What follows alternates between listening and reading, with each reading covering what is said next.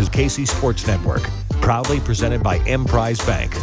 It is 21 questions here on KC Sports Network. Thank you all so much for listening, watching, consuming KC Sports Network. I am so excited to be welcoming in one of the newest members of KC Sports Network and an old friend from the AP days. Seth was there. This is Seth Keysor, by the way. Seth, hi. Hello. How are you? I am doing so well. It somehow feels like every decision I've made, professionally at least, maybe personally, it's hard to say, over the last 5 years have led me to this moment, us getting to, because I'm thinking about right now, the last time I can remember doing a podcast with you. I remember it. It was the Chief in the North podcast. Yep. As part of Arrowhead Pride. And I distinctly remember, because this was like a year after you and I had even sort of met, maybe not even, where it was my buddy Jake was like, hey, so my maybe roommate at the time, no, I think just buddy, Kent, knows who you are, and you should talk to him. And I was like, that sounds great. and then at the time, we did the podcast together. I can't remember. Did we have some kind of catastrophe? Yeah. The whole episode went away. The whole episode went away. I thought that was, we recorded, yeah. It was like, I just remember, like, it was Zencastr, which I don't even know if they're a company anymore. It's like it was like an audio platform and like the first versions of like podcasting. And I think we did like a whole show. We did an entire show. And then I think the whole thing got lost. The whole thing got lost. So I don't know if that ever like, I don't know if it ever actually aired. Because we were just like, because it was late at night, because that was the only time I could record back then. It was like 10:30. Yeah. And I just remember just being so demoralized, because that is not my space. It's not something I'm good at. And I also remember just feeling like a schmuck, because this is before you laughed me in professional accomplishments in this field. Everyone I work with chill out. To me, it's terribly. Pump the brake. I'm trying not to eye roll on camera, but but I just remember feeling so terrible, because at the time you were just starting in, and this would have been like, my incredibly tiny podcast. It would have been something though, and I'm like, man, I'm out here making promises I can't keep. Like, oh man, yeah, let's get you a little exposure, or let's just talk for an hour and nothing else happens. I think we wound up talking for an extended period of time after the show too, which is, by the way, like, I think this is I will always contend that the best content, I'm sure the same thing for Only Weird Games too. The best content is probably the stuff that doesn't actually even make the show. It's simultaneously by far the best content, and also stuff that, like, once every blue moon, or actually really not every blue moon, something that gets said that's like, man, I am glad we are not recording right now, because it's like, you know what I really think? And everyone's just like, wait. We're not recording, right? We're good? No, oh, okay. Yeah, you're good. Well, I'll just tell you, Seth, I'm going to ask you these questions, but we're not actually recording any of these, so you can just give your unfiltered perspective on all of these things. I'm so tired of Briscoe. Okay. Yeah. I need to say it to someone. Yeah, that's perfect. I've got 6 questions about Briscoe. All of them are kind of mean-spirited. That is, of course, Seth Keysor. He is with Only Weird Games here at KC Sports Network. We're so excited to have all of them joining us at KCSN, also the Chief in the North newsletter. But what we do here, this is the Substack questions that we get are from the Discord.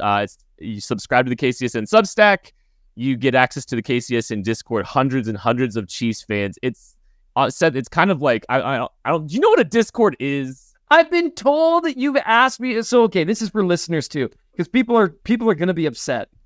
I am aware of the Discord, and I'm aware what it is, and I've had so many people talk it up to me, and I want to join. But here's what I do know. When Arrowhead Pride was a site that I will forever cherish as one of the most special places. I mean, I was there for almost 10 years. Crazy. If you include time I was like a member and stuff. I was a contributor there for like 7 years, 8 years. But like the amount of time I wasted in that comment section when, back when it's like, oh, it's a Friday night open thread. Talk about whatever you want. 3,000 comments later, it just like, and it was all me and Saints Chiefs fan arguing about whatever, I mean, like, I just know. Crazies? Yeah, where Kelsey. No, that guy was the worst. Yeah, he was a total bum. No, that guy would no more give way in an argument. I'm sure he's much more reasonable now. I'm sure old age has started to soften him.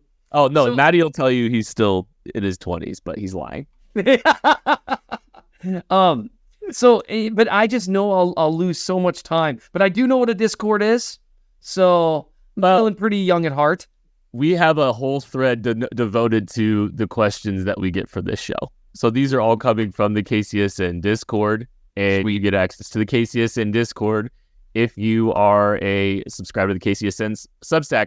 Or, hey, open invitation, Seth, because we had several people waiting for you to jump on the Discord. And as a member of KC Sports Network, I think we could probably sneak you on the KCSN Discord if you want. But I could probably do that. Well, you know, Briscoe showed up for 5 minutes to slander my good name and then just left. Seth, I think there's so many arguments you could get into with so many people, like it's the AP comments all over again. I'm just I just don't have time for that. Well, now I probably will make time. It's a drug. Actually, I get made fun of all the time because I'm not on it enough. I get on there to ask questions, and then probably once a week, I'm consistently on there for a little bit, and that's it. It's bad. I'm probably going to get dunked on for that amount of time, too. Anyways, Arrow asks, now that the game has passed, why do we think the Chiefs decided to roll with only one nose tackle and leave Keandre Coburn and Neil Farrell inactive? Just say. I'm kind of interested in that because I think they were expecting more of a rush-based attack. I kind of expected them to really go with, the two fatties approach. I don't know why they did that. I honestly, so I've reached a point. I'm 38. If I don't know, I'm going to say I don't know. If I were to hazard a guess, I think they expected to run away with this one a little bit and be doing a lot of pass rushing, which I would like to see what Coburn can do there. Just a little bit. He could move a little bit in college for a real big dude. I'm just saying. It'd be nice to see if he could. I would love to see what Coburn could do. Partly because, and see, I never know with cross-pollination, I might just step on some lab takes here to where it's just like, what are you talking about, Kaiser? But Derek Nottie has somewhat underwhelmed me over the last couple of years. And he's not a terrible player or anything like that, but I'd like to see what Coburn could do. He was really stout in college, and he had better movement. So you might as well at least give it a shot. I like what we saw at Keandre Coburn. We actually got to talk to him at the East-West Shrine Bowl this year. There's an interview. You can go check that out on the KCSN YouTube channel as well if you want to see that. But yeah, I'm with you. Derek, I think Derek Dye's been fine this year, actually. Honestly, I think, he's been good. It's just, I think they're making some schematic choices and they're trying to involve the linebackers a little bit more too. So there's some, if you're not going to use them, for that much, I get maybe trying to make some other choices. And hey, look, they got to keep Justin Ross on the active roster. They got to keep on that active roster. Abe's of Spades asks, been thinking this for a while, but after last night's performance, could you see the Chiefs bringing in Zach Wilson to back up Mahomes in the future? Well, if Zach Wilson plays like that, I don't think they're going to have that option. No, he's going to get some opportunities for sure, and it's I think there's a little, he's going to get some opportunities down the road. It doesn't seem like the Andy Reid archetype for a backup quarterback either, right? It feels like he wants the veteran, he wants the, he wants, a little bit more stability, and he's not trying to get too flashy. He wants more of a paint by numbers kind of quarterback, I think, out of his backup. So, Seth, he wants someone that he can trust to come in and just, hey, here's the script. Yep. In case Mahomes goes down, we're not expecting you to be Patrick Mahomes. We're expecting to be Chad Henne or Matt Moore. Mm-hmm. That's the archetype. That's what he wants. Andy Reid becomes QB1 when it's a backup. 1,000,000%. And there's an argument to be made that Travis Kelce becomes QB2 when there's a backup, where it's just all right. It was kind of again, the divisional round last year where it's all right, we're going to target Travis Kelce 30 times, Chad, and it's going to be okay. Just 4 yards, 4 yards, 4 yards. I had a little PTSD when Travis Kelce took the snap against the Giants on the option play, because the last time he took a snap in MetLife Stadium, he threw that interception against the Jets. Pick. That was such a bad pick. Yeah. And here's the thing. I have never seen Kelce, I couldn't believe he actually handed off the ball. I know. It was a good read. Yeah, it was the right read. But I've seen him make the wrong read. Not was nah, I got to keep this ball. Hey. He He's just not. can't. We're not the oldie people getting old here, Seth. That's true. Well, yeah, Travis is growing up too. He's a little old to be diving into the middle of that pile. Yeah, And, yep. He's doing well for himself though. Isaac Hugh, was the Jets O-line just good, or did our defensive line leave that much to be desired? What say you, Seth? It's almost always impossible to distinguish between those two things. Like when an offensive lineman wins a rep against a defensive lineman, was it one good, the other bad? Was it? And it's kind of hard to distinguish between the two. So what you're almost stuck with is taking what you know about the player and kind of extrapolating that onto the snap. The one thing I would say, the Jets, they did a pretty good job early picking up some of Spags' blitz looks. That's why I think he started rushing 4, because they were picking it up anyway. And then overall, you saw them try to match up Hunt with Jones, and their right tackle did a nice job with him. Their left tackle did a nice job with him. They just couldn't quite match up Hunt the same way. It's a good offensive line. And so I think what happened here was a situation where the Chiefs have a good pass rush right now with one superstar and multiple guys. Karlaftis is a guy. You want a guy as your pass rush. You want FAU out there. You want Mike Dan out there. But they're guys. They're not dudes. And I talk about that all the time. I think Amenahu might be a second dude. And this was the first time with a pretty good line that didn't really have any weak points across it.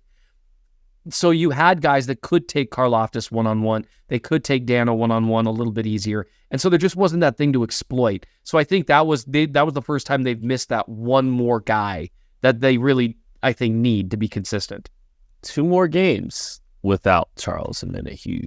I am so... I'm sorry. I got to ask you, do you see the same thing I see when I look at his film from San Francisco and then this preseason? They played him on the edge throughout almost all the preseason. And then in the final game, let's let you take some snaps inside against a backup. And he proceeded to just demolish the guy, which, that's an unfortunate thing that happened to you as a backup, that you're in a scenario where this guy, who's a legit good starter, is going to get snaps against you because he's suspended. But when I look at his San Francisco film, I see the same thing. He's significantly... He's an okay edge rusher, mostly power-based stuff. He doesn't really have a lot of moves there. But from the inside, he's like a dude on the inside. And I'm curious, that's what I really want to see, is him and Jones next to each other.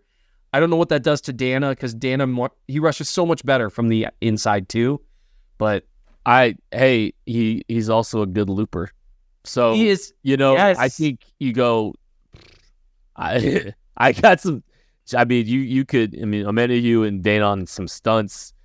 Obviously Chris, what he's doing, and then you get a little speed rush up the arc from a Felix. I mean, there's a lot. It's a good problem. It's a good problem, and they'll keep people fresh, and there'll be spots for everyone to kind of pick.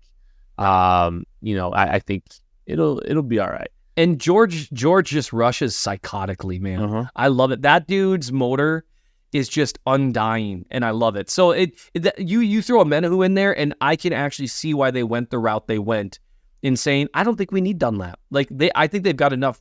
Really, they made the right choice. There. They made the right choice, and they're going with the young guys developing while they do that too. So I like BJ Thompson. Keep an eye on BJ Thompson at the end of the year too. Who knows? Yep. I think good things will happen there too. Leighton Y 44. Will wide receiver actually hold this team back from achieving their goal of going back to back?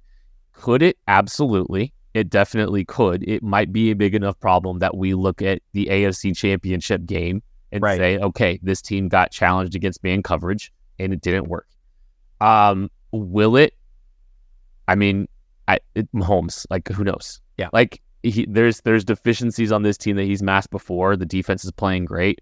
I think when we all talk, our job is to talk about the things that could keep the Chiefs from achieving their goals. That doesn't mean they will, but it's the things that we see that could keep them from achieving them. Christian Gumminger asks Seth, what would be easier, converting a big athletic wide receiver to do Travis Kelce-like tight end things, or take a tight end and convert him to do receiving yak-like Kelce things? I'm going to take the cheap answer here and say neither. Yep, that's right. You can't. And this has actually become the new drum that I'm beating now that Kelsey's about to turn 34. And honestly, you could tell, week 1 he was hurt. You could tell he looks a lot more like himself. The Jets were just beating the daylights out of him constantly. That's one reason the Chiefs need someone to step up. Looking at you, Rashee Rice. Anyway, but the thing with Kelce, you cannot replace what he does. And you can't train anyone to do anything remotely like it. Especially, the sight adjustments and the zone stuff. There's a reason no one else does that. Because no one else can. He just improvs too. It's like... Yeah, it's just freakish, and he's always right. Like, you think Andy Reid would let him do that if he wasn't getting it right the vast majority of the time? It's like, and I think what's more amazing about it, it's not that he's right, it's that they're both, him and Mahomes are right. Like, that's what's so incredible. It's like, hey, look, I found space, I just went there. But like, if Mahomes wasn't about that life either, like, they would have to stop. Have a problem with it. Yeah, look, Travis, you can't keep doing this. But that's so funny when he goes to the end zone after that touch. I was like, I wasn't sure if you saw it. It's like, but you threw the ball. Like, what do you mean you weren't sure? And it's just so unique, everything he does.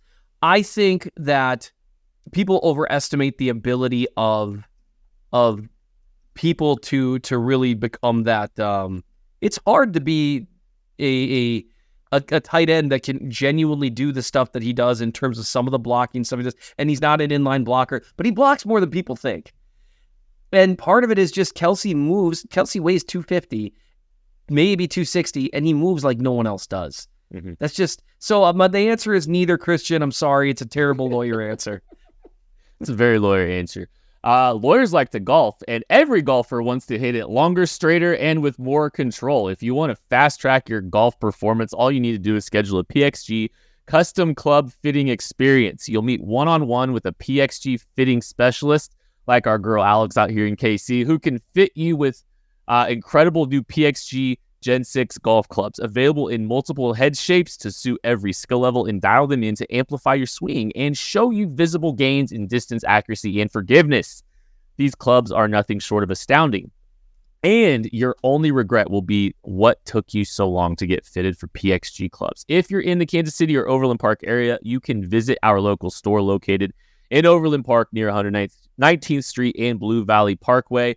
For the month of October, PXG is offering $25 fittings, so make your appointment at pxg.com or by calling PXG Kansas City at 913-396-6100. Again, 913-396-6100. PXG. Nobody makes golf clubs the way we do, period. We're going to take a break. We'll be back right after this.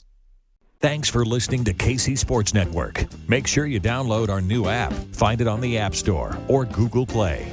Just search KC Sports Network. Back at it again on 21 questions, and this one from Zach Seminarax. In which catastrophic manner are the Vikings going to take the Chiefs to the wire but brutally fumble the bag at the end? Somebody knows their Vikings history, I see. I don't know, man. I'm going to be there. So any Chiefs fans that are there, say hi if you see me. And if you could really just pretend like I'm going to be there with my wife. I don't really care about impressing her. She's stuck with me. But I'm going to be there with my older sister, Hope, too. And if you just treat me like I'm a huge deal in front of her so I can just grind it in her face. She's my older sister, so that's just how we roll. I would love that. It's so kind, sir. And just that way I could be like, Hope, it's okay. Mom and Dad are proud of you, too. Like, only not as much as me, obviously. But anyway, I'm going to be there. My hope is that the Chiefs just do crazy things out of the gate. And then Chiefs fans just take over the stadium. And my brother-in-law, who's a good man but a Vikings fan, they can just relax and let the blowout happen. What'll probably happen, though, I'm guessing something catastrophic. I think we'll go with that Vikings classic, a missed field goal that would have tied or won the game. That's a Vikings classic. I can do it in 2 words, Seth. Kirk Cousins. Oh, poor Kirk. Nope. No sympathy from me. This is perfect. I'm going to just retroactively ask this question. I'm going to have Tucker splice it later. But Casey from KC asks, how much does Charles Omenihu impact the D when he becomes available? I think we just kind of explained that. Yes. So we're good there. I think lots. Yep. Casey from KC does also ask how the mosquitoes have been up there in the north, though, Seth. The thing to understand about mosquitoes in Minnesota is that if you leave them alone, they will eat you alive anyways. So you just accept it as a fact of life. You use some of your stuff to keep them away, and it's well worth it. Best place in the world to live 6 months out of the year. I went up to Detroit Lakes, and it's gorgeous. I do got to give you credit. It is absolutely gorgeous up there. It's an amazing place. All right. So I'm trying to find the next question. Okay, Andrew Schnitker, what are you guys seeing that's leading to Sky Moore's lack of production? And should Rice and Ross be eating into his snaps? Seth, I'll let you go first. I have some thoughts as well, but I'll let you go first. So I'll start with a positive thing and then talk about why it's not resulting in as much separation as I'd like. Are you trying to make a compliment sandwich where you say something nice and then... Okay. The only way I know how to criticize people. Okay. Well, it depends on the person. So, Briscoe. The reason why I was really optimistic about Sky Moore being able to be effective against man coverage, which is what they need. They need a guy who can do that. He really does have great releases. At the line, he looks like you. If you were to just watch the first 3 steps of the snap, you'd say that dude's going to get separation. But his acceleration and speed, it's just not. It's smooth, but it's not fast. And so you see guys recover after those releases faster than I'd like, and they seem to be able to stay in his hip pocket better than I'd like. And finally, he still doesn't always seem built for the NFL in terms of running through contact quite the way that I would have thought, because he was a smooth runner in college. But it's like he's 10 pounds too light sometimes. And so those are the issues he's facing. And some of it, he's been open on some snaps and things haven't worked out for one reason or another. But that's where, and he looks like the same guy against zones that he did last year. And I'm not trying to be a hater or anything, but I haven't seen another step taken forward there. And all of that combines to where there's some good there, but I just haven't seen a step. I don't think they've been able to utilize Sky in the ways that he had a lot of success at the college level either. Is like the slant. He was one of the best slant runners. I think we called him the best slant runner, and best after the catch on a slant. When we did the draft guide, it's like he should kill the RPO game. He should be running the glance and the slant and some of that kind of stuff to try to get run through. But if there's a desire to utilize him in the middle of the field, like some like they said, this is the juju. I don't think they trust him to run an option route. And I don't think I think he's too tight in the hips to really be able to create separation in man coverage and on a whip route and execute some of this stuff particularly well. And then you throw in stuff like trust. I think there's a trust component here that's really playing into it. And, look, he throws an out route. They throw an out route to Sky Moore. Mahomes is wanting him not to drift upfield and is telling him on national television not to drift upfield.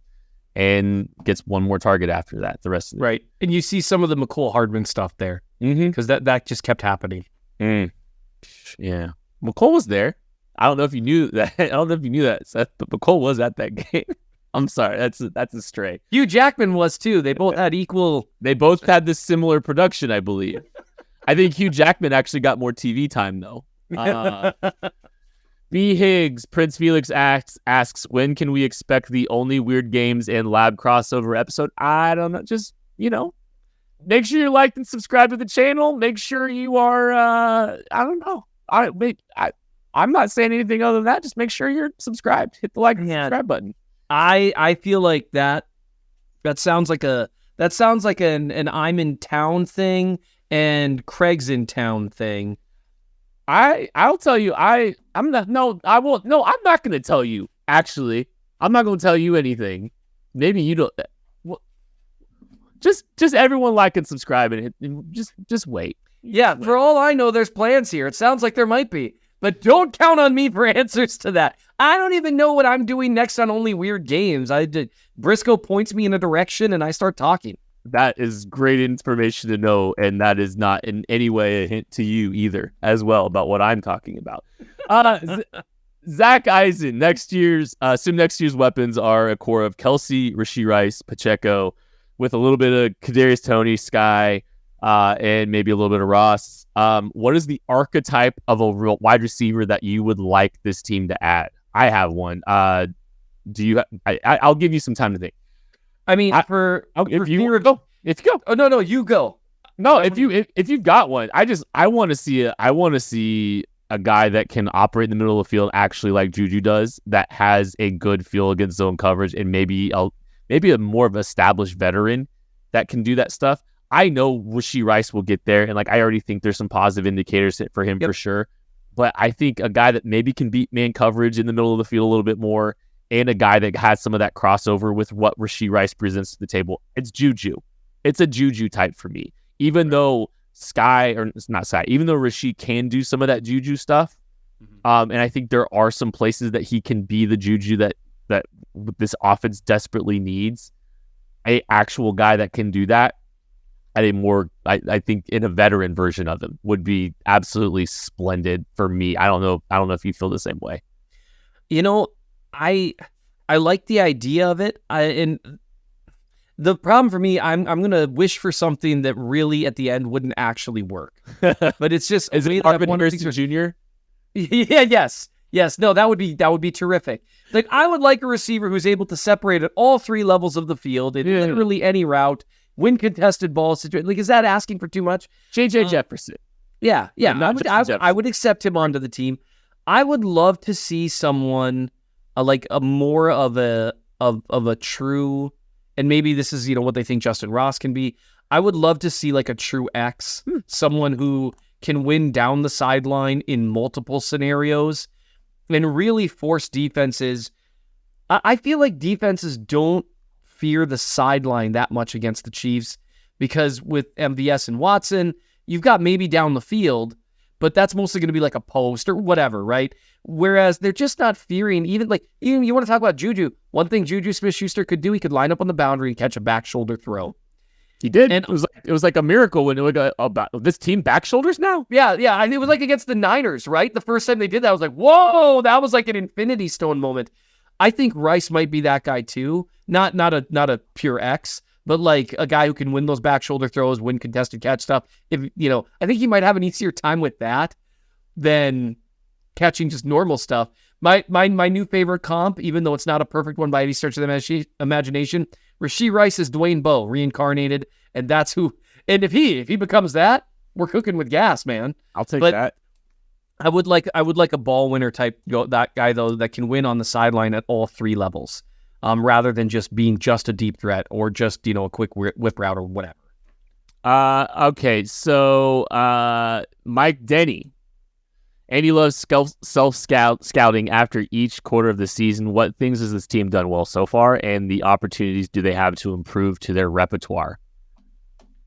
I think I'll pick one on offense, one on defense. Yeah.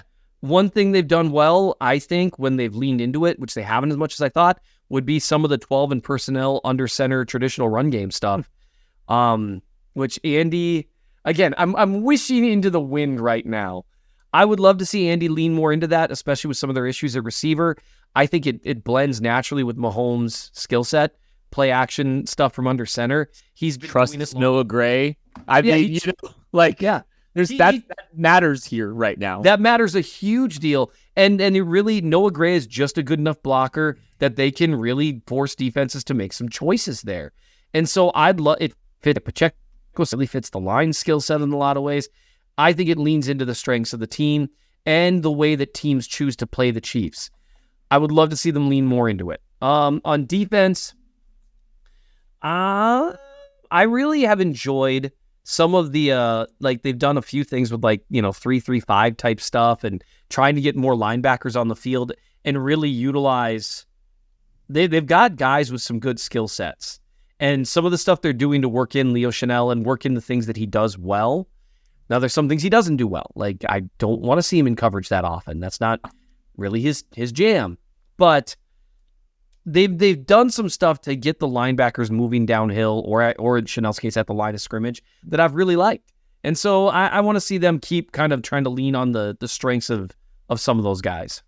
I think Craig said he does his charting 3.35 negative yards per play when they were in the 3.35 against the Jets. That's definitely kidding. Like the 3.35 is absolutely what I would have said too. Offensively, yeah, I think the run game has been solid. That the good variation in the run game too. Like to your point, it's not just under center. Like I think they've just been so diverse with the run scheme. I mean, even you saw the toss crack the weak toss crack, out of gun this week too against the Jets, and it worked. Yep. How often I hate weak side runs like that in the weak toss into the boundary, but like, I don't know, it worked. Yeah, it worked. And that's the thing. They've diversified the run game a ton over the last year and a half. But one problem is it's remained diversified rather than saying, here's the things that are working really well. Let's up that. And maybe, I don't know, maybe we could run one fewer outside zone from shotgun with Clyde Edwards-Helaire. I don't know. One fewer per game. That's all I ask is one fewer. Just lower it. Let's just take it down a notch. It sounds like you'd be betting the under on Clyde Edwards-Helaire. Well, you wouldn't. You're a pastor. I would. The NFL season is going strong, and DraftKings Sportsbook is hooking new customers up with an offer that's even stronger. Bet $5 on any game this week to score $200 instantly in bonus bets.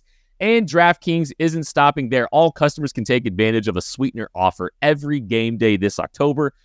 Get in on the game day greatness. Download the DraftKings Sportsbook app now and use code KCSN. New customers can score $200 instantly in bonus bets when you bet $5 on the NFL. That's code KCSN only on DraftKings Sportsbook, an official sports betting partner of the NFL.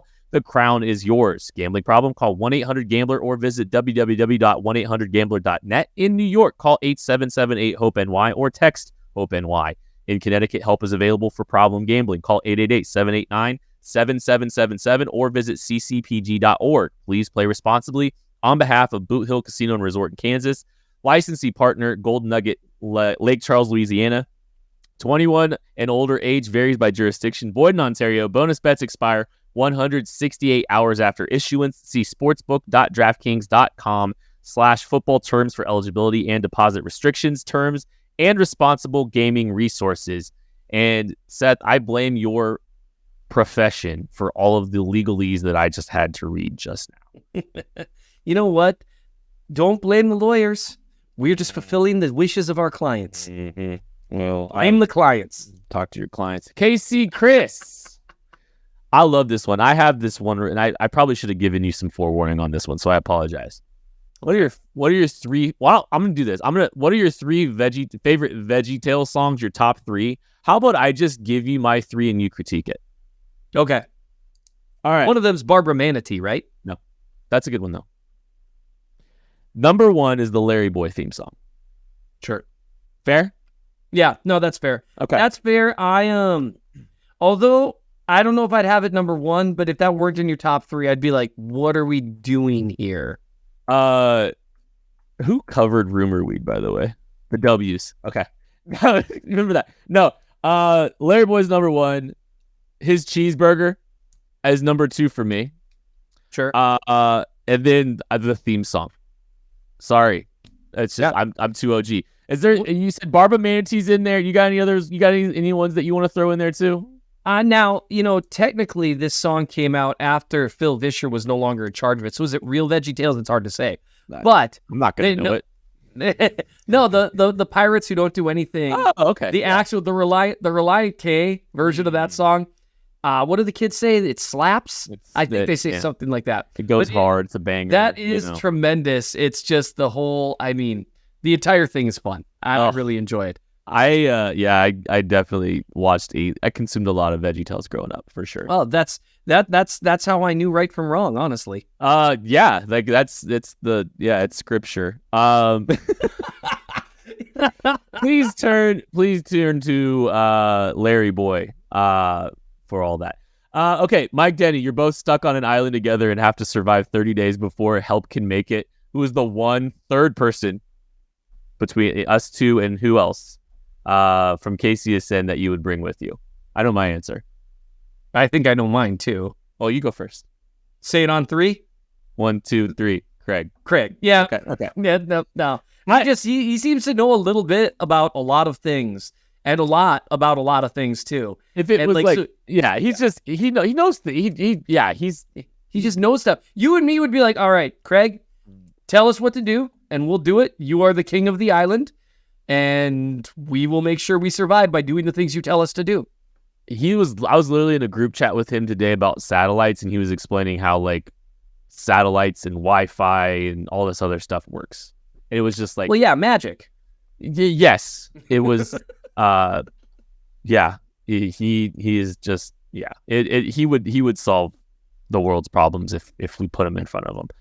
Nuja just asks, why does Brett Veach have what seems to be an inability to draft wide receivers? I want to give him some credit because, I mean, I think Rashee Rice looks great. And I think there's a lot of reason for optimism. He's pacing for about 600 receiving yards this year. He's pacing a rookie in Andy Reid's offense doing or as we call it, one Sammy Watkins season. Sky, we can talk about Sky. I think there's a specific reason Mecole Hardman was drafted. And I know people want to like talk about DK Metcalf and they want to talk about George Pickens with Sky Moore. And I get some of that. I don't think it's fair to compare those necessarily because there are so many pieces of the draft process that exist beyond the on-field performances. Yes. And sometimes maybe there's debates about whether guys are on the board or not. In some instances, be it for medical or character or all kinds of other things. Right. But I don't know if I'm getting too beat up about, Mecole for what he was fine and probably justified the pick, even though, there was so many other good players around him. Yep. And Sky might miss, but he might be missed. Sky might be a miss. You're right. But I don't want to get too hard on Brett Veach for his wide receiver picks, if I'm being honest. Yeah, I would see how Rice pans out. The fact that they're all second rounders, I do think people continue to have unrealistic expectations for what a second round pick should be able to do and a third round pick and that kind of stuff. Now the problem is he's like crushing it with all these other positions. Yeah. But I think Rashee Rice, I think he ends up being a legitimate wide receiver too. And that might sound like a diss, but in today's NFL, being a legitimate wide receiver too is a very good player. That's Juju. In most, I mean, that's a Juju archetype. Just because he's wide receiver 2 prototype doesn't mean he's necessarily, he's a productive player. Anyways. Absolutely. That was one of the things I said about him was I think there's potential there for a more explosive Juju. Mm-hmm. No, for sure. Because he accelerates better. When he accelerates really well. So that's a good player. Dwayne's well. He's better with the ball in his hands than Juju was. And Juju's good. Yeah. Cheddar Bob asks a question that is very important. Mm-hmm. This has been asked of multiple people, by the way. Okay. Who wins in a game of hoops between Kent and Maddie? And yeah, I need to know the answer to this one. Between Kent and Maddie? It's tough for me because I actually haven't met Maddie in person. I'd have to meet him, get the measure of him. How tall do you think Maddie is? I don't know, actually. He strikes me as someone who's not particularly tall. But you're quite tall. Now, to me, everyone's quite tall because I'm pushing, 5. I didn't hear anything. Mm-hmm. But no, I think so. I think I'm just gonna say I think now. You know what? I'm still gonna have to give the edge to you, my friend. Thank you. You're who I know. No. You're the one I know. Plus, I just saw in your eyes how much that meant to you. It does. Well, here's the problem. The basketball smack talk. Like Craig, Maddie, and I, by nature, very like passive aggressive group. Like we're not we real kings fix each other's crowns. We don't try to knock each other down too much. In real life, like on the show's different. But the ego comes out when we all start talking about our basketball game against each other. Like that's like rarely does like any form of ego really show up in our conversations when we're talking, except for when we start smack talking about our basketball skills. Well, I remember this, and the reason I know that is I remember, was it Carrington? I don't remember who was talking about like, who actually can play. And I think I asked, and I don't think I even added you in this question. I think it was Briscoe or someone because you and him have hung out more in person, a little bit more, like you know each other a little bit better.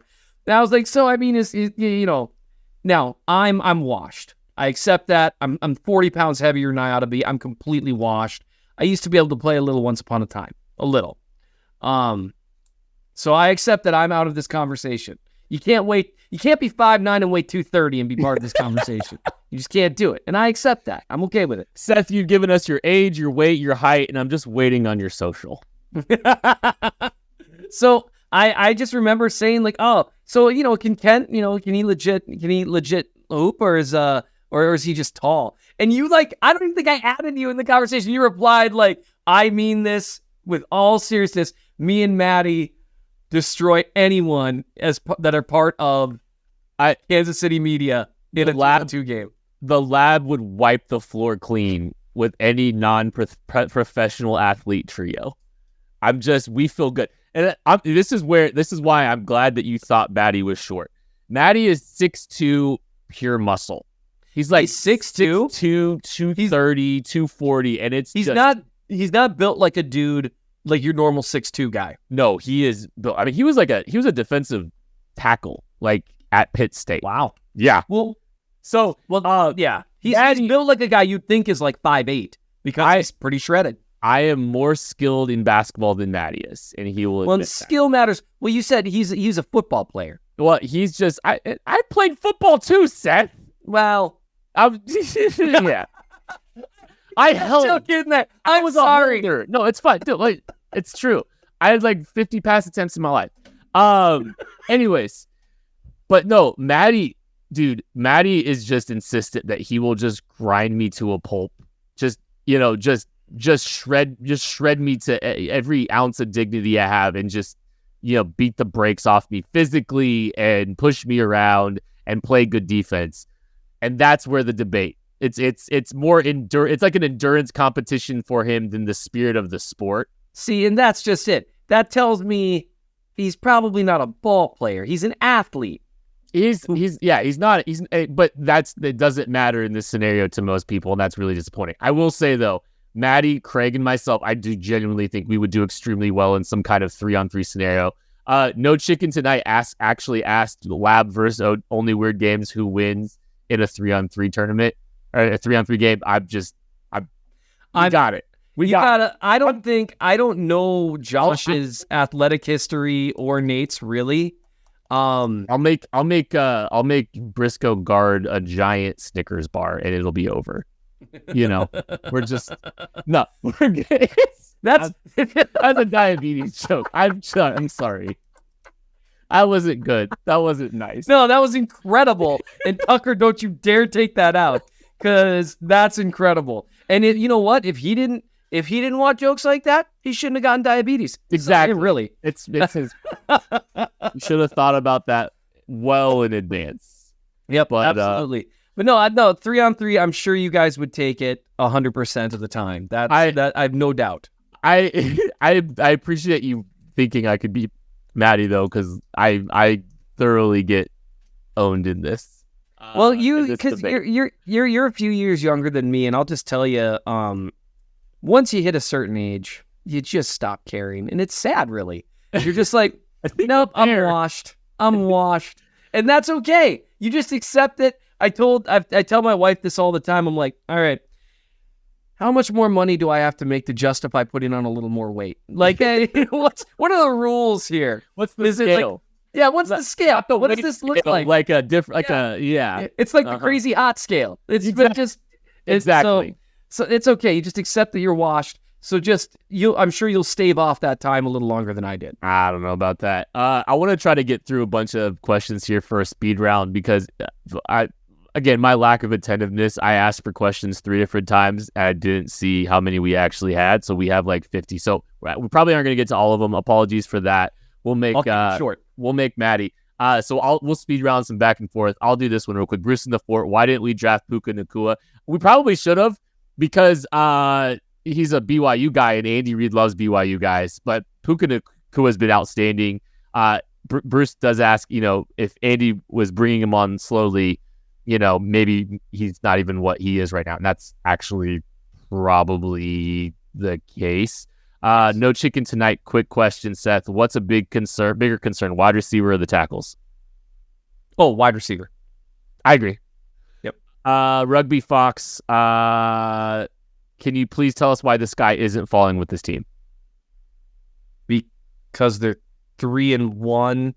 The defense hasn't given up over 18 points in any single game. Their offense is actually quite a bit above average despite stumbling over its own foot repeatedly. And it's quarterbacked by Patrick Mahomes and Andy Reid. And they're the 1 seed in the AFC right now. Yeah, like, and I get it. They haven't put together they put together one A performance this year, and that was against the Bears, to be fair. But, like, you guys realize the team that they just beat the Bills on opening night. And the Bills only scored 16 points against them. That's a really good defense. Personnel-wise, and we didn't really have time to get into a lot of that, but, like, personnel-wise, that's maybe as good a defense as they're going to see all year, personnel-wise. At least for a while. I think it's funny, like, the Chiefs need to figure the receiver position out, like, before the trade deadline. And the teams that they're going to be doing it against are like it's 3 divisional games. Like the get right games are divisional games right now. Right. It's kind of funny to me, but there's some bigger challenges, some bigger defenses up ahead. All right, Chief Golden Co, Jarvis Landry, Kenny Golladay, or Julio Jones. Sign one. Go. Golladay, I guess. I think He's youngest of them. I think it's Jarvis for the role. Yeah, that's true. Jarvis. That's all. That's Jarvis all for me. he can be. I hate him. I hate the option. Juju light. Yeah, just option can run an option around the middle of the field. I don't know. I'm not. Julio might be the most talented, so maybe they just do that. I don't know. Yeah. Let's see here. Have you looked at Rashee Rice's non-targeted snaps and just like, is he getting open? What's he doing when he's blocking? All that kind of stuff. I've watched a little bit. I think there's some. He's got the chops to be a blocker. He got on that toss play or the outside run play by Jermaine Johnson. He let him cross his face, but I don't think there's a ton of stuff blocking wise that's going to keep him from getting opportunities. I don't know if you agree or disagree. Or he had a terrific block on a long run against the Bears where he sealed off a linebacker. And so I mean he's got the strength for it, and he's putting in the effort. And if you're a receiver, that's really all you need on those things. I've only watched a little bit of his routes when he's not getting targeted. Right now, his role is so specific that I really think that I'd be lying if I said I could take a ton away from it just yet. I think one of the themes from him in college was struggling against man coverage. Yep. And I still think that's a thing. Yep. So if teams are going to challenge him in man, it's going to be a challenge for him. And that's where I think another Juju, because Juju could do it all. Another kind of type like that. That is going to do it for 21 questions. Thank you all so much for asking questions, for listening, for supporting KC Sports Network. Thanks to Seth Kaiser, the Chief of the North and one of the newest members of KC Sports Network, for joining us. I'm Kent Swanson. We'll catch you later.